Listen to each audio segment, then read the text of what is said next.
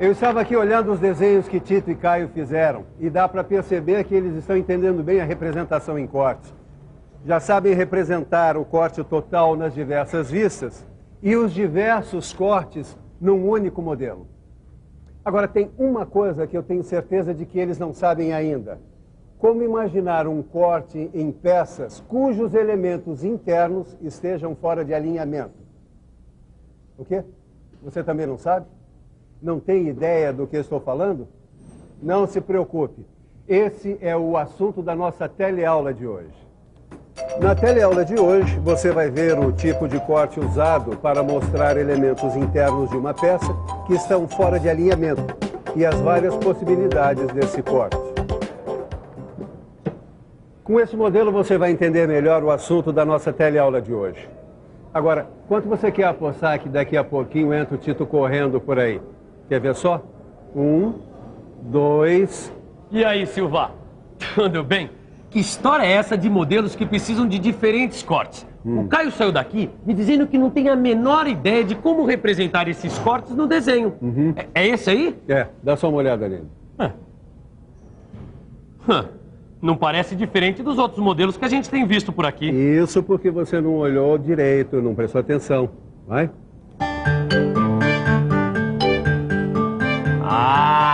Agora eu sei qual a dificuldade de representar o corte dessa peça. É? Então diga, o que foi que você viu? Bom, essa peça aqui tem 3 elementos internos.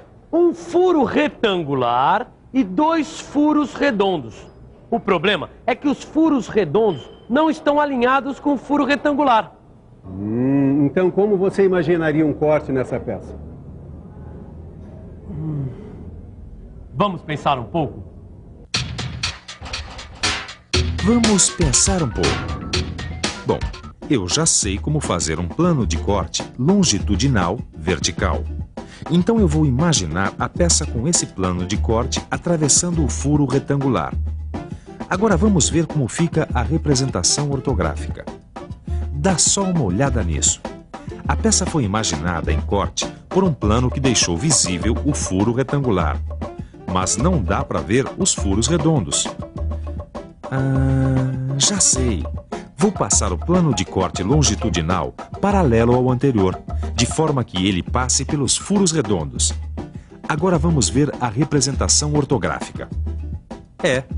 Agora eu tenho visíveis os furos redondos, mas não tenho o furo retangular. O que é que eu faço, hein? Já sei. Eu teria que ter um modo de representar esses 2 cortes que eu imaginei reunidos num só. Mas será que dá para fazer isso? Mas é claro que dá para fazer. E esse tipo de corte tem até um nome. Pois é. No desenho técnico, o tipo de corte usado para mostrar elementos internos de um objeto que estejam fora do alinhamento é o corte composto. Que também é conhecido por corte em desvio.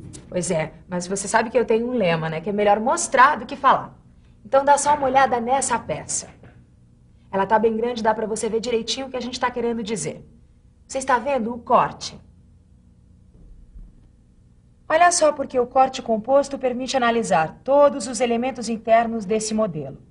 É porque ele permite representar numa mesma vista elementos situados em diferentes planos de corte. Esse é um corte composto por planos paralelos. Bom, e você deve imaginar o plano de corte desviado de direção, para atingir todos os elementos da peça. Viu agora? Todos os elementos internos foram atingidos por esse corte. Os furos redondos e o furo retangular. Viu? Nada é melhor do que mostrar. Mas tem um problema. Miguel, você tem um desenho da vista frontal em corte dessa peça? Eu tenho. Tá aqui, ó. Dá para ver todos os elementos na representação em corte. Os 2 furos redondos e no meio o furo retangular. Mas se você observar a vista frontal isoladamente, não vai conseguir identificar os locais por onde passaram os planos de corte. Então, você deve examinar a vista onde é representada a indicação de plano de corte. Espera um pouco. Eu vou mostrar aqui. Observe que o corte é indicado pela linha traço e ponto na vista superior. Os traços são largos nas extremidades e quando indicam mudanças de direção dos planos de corte. O nome do corte é indicado por 2 letras maiúsculas. Na extremidade da linha traço e ponto, e as setas indicam a direção em que o observador imaginou o corte. Ah, então isso é que é corte composto? Isso. Repare que a vista lateral não foi representada.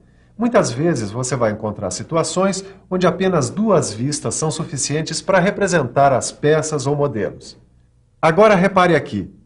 Você pode ver a vista frontal com os elementos internos da peça e a vista superior com a indicação do plano de corte. Legal, Ananias. Agora eu entendi bem esse corte composto por planos paralelos. Agora, olha, eu tô com essa peça aqui que o Silva me emprestou e eu não tô conseguindo imaginar um corte aqui. Deixa eu ver. Não é tão complicado assim. O que acontece é que na outra peça você tinha 2 planos e aqui você tem 3. Olha só. Tem o plano para representar esse furo com o rebaixo.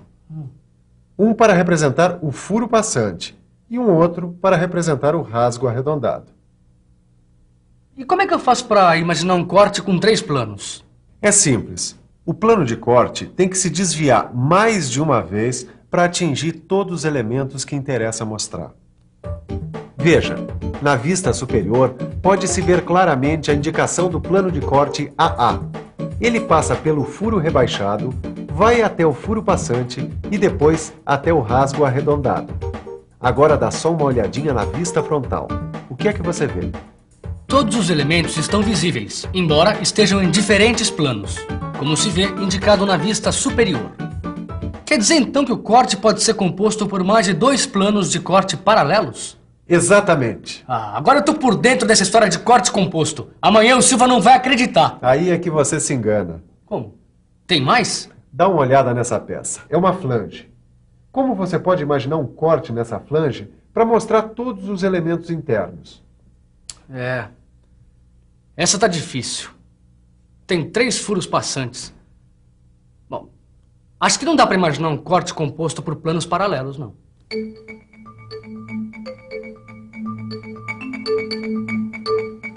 Realmente é difícil imaginar um corte composto por 2 ou mais planos paralelos numa peça como essa. Se você imaginar a flange atingida por um único plano de corte, então apenas será visível um dos furos. Se você quiser mostrar o outro furo, terá que imaginar a flange atingida por 2 planos concorrentes. Planos concorrentes são 2 planos que se cruzam. Dá uma olhada. Essas setas aqui. P1 indica um plano, P2 outro plano. Eles são concorrentes e, ao contrário dos planos paralelos, eles se cruzam para mostrar os elementos internos. Esse desenho que você viu, a vista que deve ser representada em corte é a vista frontal, porque o observador está imaginando o corte de frente. Para representar os elementos na vista frontal em verdadeira grandeza, você deve imaginar que um dos planos de corte sofreu um movimento de rotação, de modo a coincidir com um outro plano. Agora dá uma olhada nas vistas ortográficas depois da rotação do elemento e a aplicação do corte. Olha aqui, ó. Na vista frontal, todos os elementos são visíveis e aparentam estar no mesmo plano. Mas preste atenção aqui na vista superior. Aqui os elementos são apresentados sem rotação, na sua posição real. Nesta vista fica bem visível que este corte é composto por 2 planos concorrentes. Agora deu para entender bem o que é um corte composto. Realmente, ele facilita muito na hora de analisar os elementos internos da peça, principalmente quando esses estão em planos diferentes. E tem um outro tipo de corte composto que eu queria te mostrar. Mais um? Bom, eu já vi cortes compostos por planos paralelos e por planos concorrentes. O que mais que pode ter? Dá uma olhada aqui. Bom, isso aqui é um joelho, usado para unir canalizações. Parece difícil mesmo imaginar um corte. Que tipo de corte eu usaria aqui? Aí você utilizaria outro tipo de corte composto. É o corte composto por planos sucessivos. E para analisar os elementos internos dessa peça, você deverá imaginar vários planos de corte seguidos. Por isso o nome planos sucessivos. Agora dá uma olhada aqui no desenho. Os planos estão indicados aqui, ó. P1, P2 e P3. E aqui, a representação da peça já em corte. Esse corte foi imaginado observando-se a peça de frente. Por isso, a vista representada deve ser a vista frontal. Miguel, você tem aí um desenho com as vistas frontal e superior desse corte? Não tem, mas é para já. Observe as vistas ortográficas. Primeiro, a vista frontal. Nesta vista, as partes maciças atingidas pelo corte vão ser achuradas. Na vista superior, os planos de corte sucessivos são representados pela linha de corte. A linha traço e ponto, que indica o local por onde passam os planos de corte, é formada por traços largos nas extremidades e no encontro de dois planos sucessivos. Observe que foram utilizados 3 planos de corte sucessivos. Na verdade, são raras as peças em que se pode imaginar a aplicação desse tipo de corte. Mas é sempre bom estar preparado para interpretar cortes compostos por mais de 2 planos sucessivos quando eles aparecem no desenho técnico. E aí, tem mais algum corte escondido na manga do colete? Tem. Mas por hoje é só. É melhor a gente dar um corte e ir para a revisão. E atenção, se liga aí que é hora da revisão. Na teleaula de hoje, você viu que certos tipos de peças, por apresentarem os elementos internos fora do alinhamento, precisam de outra maneira de imaginar o corte. E que o tipo de corte utilizado nesses casos é o corte em desvio, também conhecido como corte composto. Você aprendeu também que podem haver diversos tipos de cortes compostos. Existem cortes compostos por planos paralelos e o corte composto por mais de 2 planos paralelos. E além dos cortes compostos por planos paralelos, existem também 2 outros tipos: o corte composto por planos concorrentes e o corte composto por planos sucessivos. Obrigado, Ananias. Hoje deu para aprender bastante coisa sobre cortes. É verdade, você aprendeu muita coisa sobre cortes compostos. E você também, eu espero. Mas para que esse aprendizado realmente fique bem firme, é fundamental que você exercite a sua capacidade de interpretar um desenho. Para isso, faça todos os exercícios que estão no seu livro de leitura e interpretação de desenho técnico mecânico. Até a próxima. Até a próxima.